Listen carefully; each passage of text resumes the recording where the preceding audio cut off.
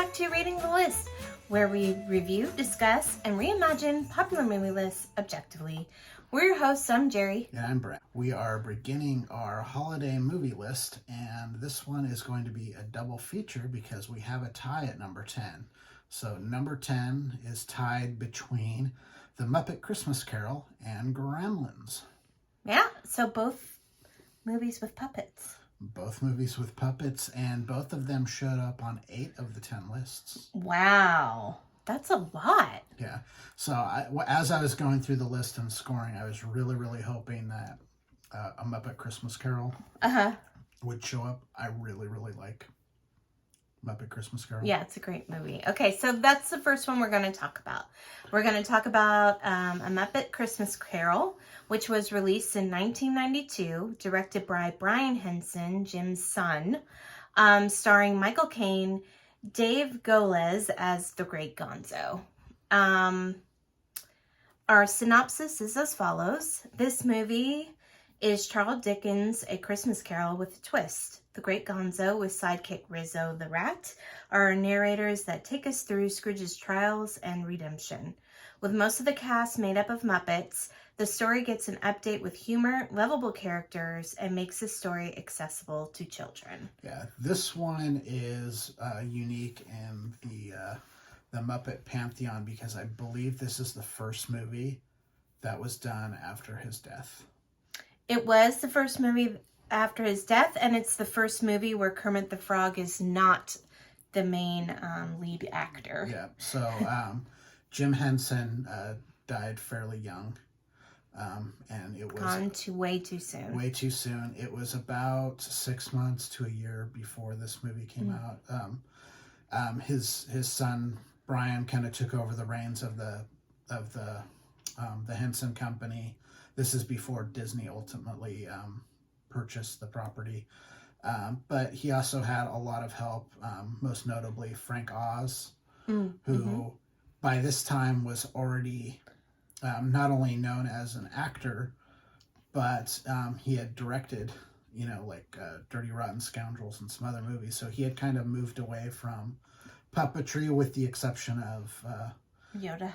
With the exception of Yoda. But he hadn't done Yoda at that time since 1983. So it'd been almost a decade since he'd done Yoda. But, he'd never lost his love for that. And also, his good friend, Jim Henson. So he was involved in this movie.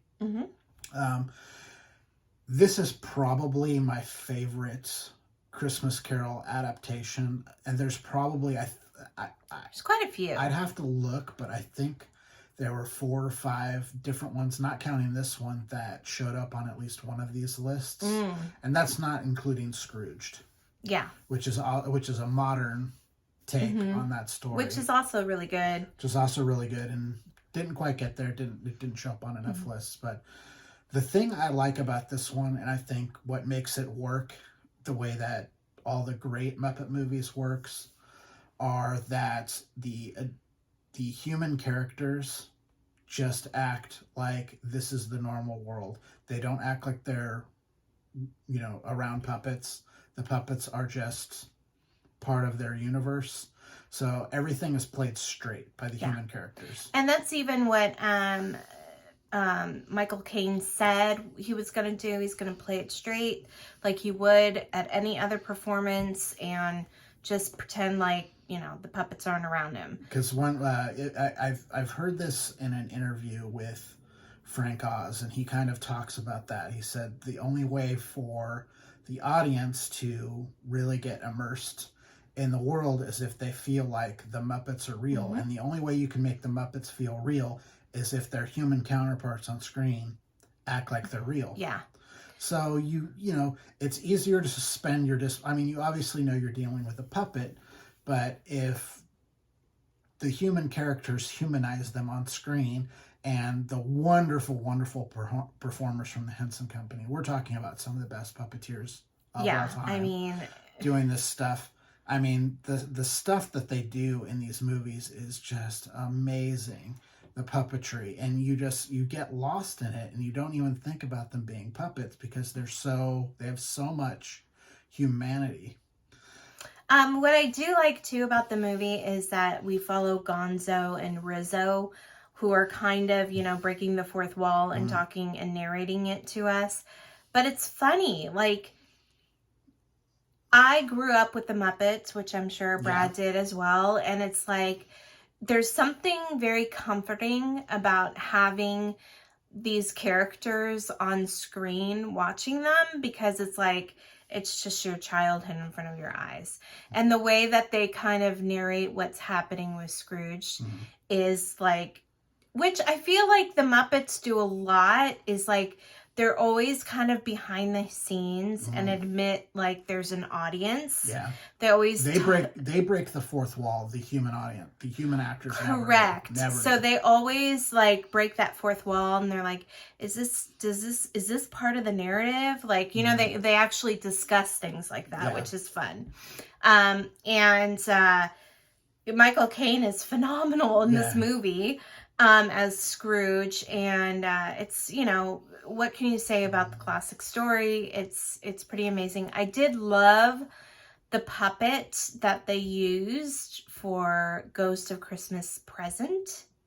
He was very joyful and larger than life, and I really liked his vibe, I guess. Yeah, this is the one that I was really, really hoping got on the list, and it did. Yeah.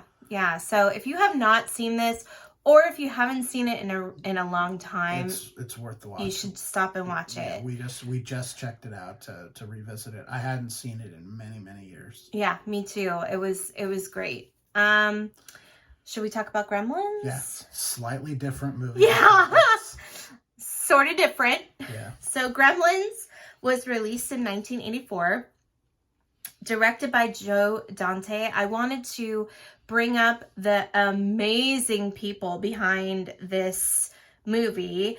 It was executive produced by Kathleen Kennedy, Steven Spielberg, and Frank Marshall. It was written by Chris Columbus, who did the first couple of Harry Potter movies.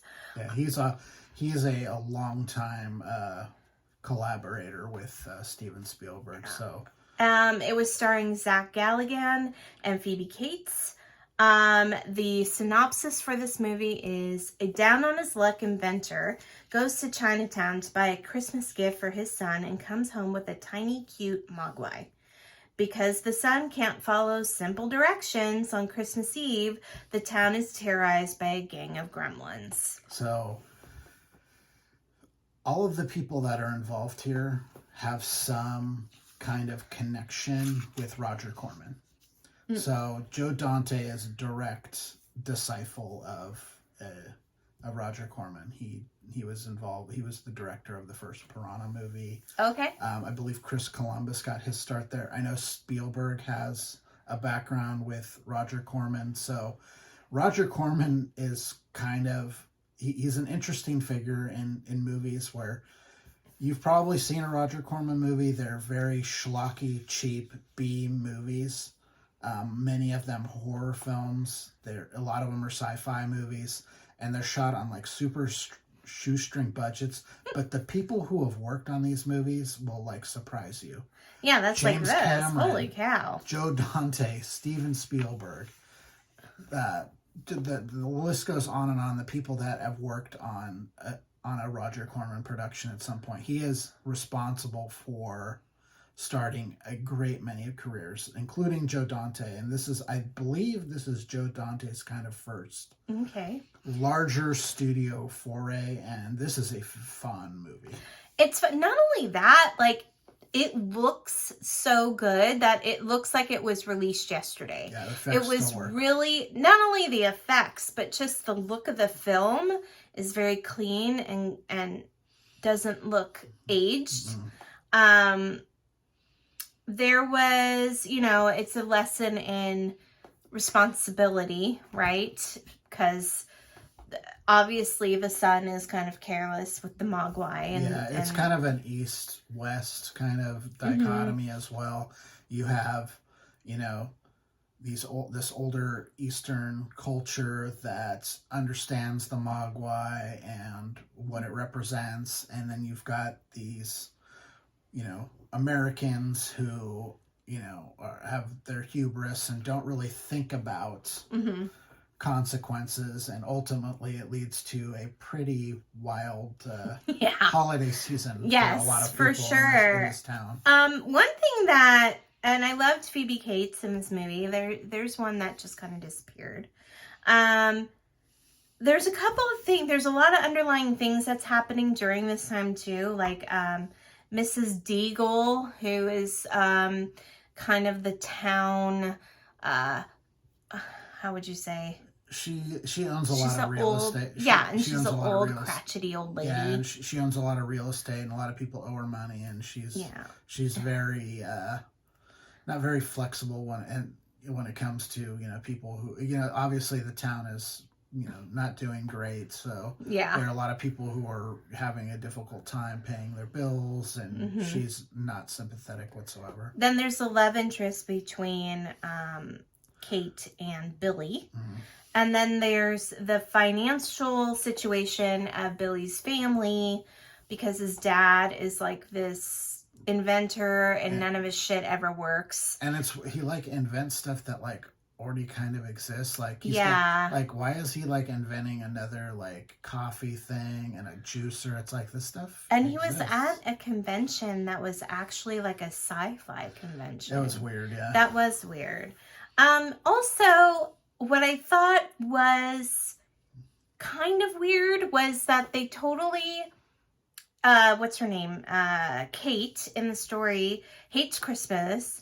And we find out the reason why she hates Christmas is this really weird way her dad died. Yeah. And I was like, why did they put that in the movie? And why did they reveal it at the end and it had no payoff? It was a little, it was a little kind of out of place. It was probably so strange. Maybe they were trying to get people to be even more scared. I don't know. I don't know. But anyway, that was a little weird. But the movie is great. It still holds up. And it's definitely a holiday movie. The Christmas holiday plays a big part in this movie. Yes. I mean, it's, it's not your typical, ho, ho, ho, Merry Christmas kind of They have Christmas music throughout the whole movie. There's carolers, even the Goonies carol. It's pretty funny. Yeah, it's the Goonies. Or the Gremlins, The Gremlins. I'm thinking of Corey. Yeah. I have Gremlins. Oh yeah, Corey Feldman's in this movie, very young. Feldman's in the movie. So yeah, it's a fun time.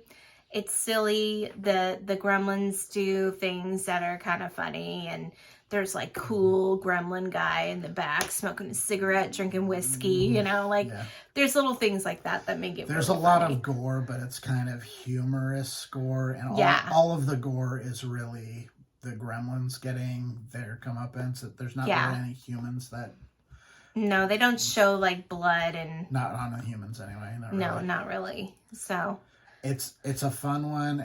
That was another one we hadn't seen in a really long time. Interesting double feature with with the Muppet Christmas Carol. Yeah, a very, very, very, very different vibe. Yeah, so the Muppet Christmas Carol and Gremlins are number 10 on the list in a tie. All right, and next time we will be going over number 9. No, we'll go to number 8. Oh. Because 10 is a tie.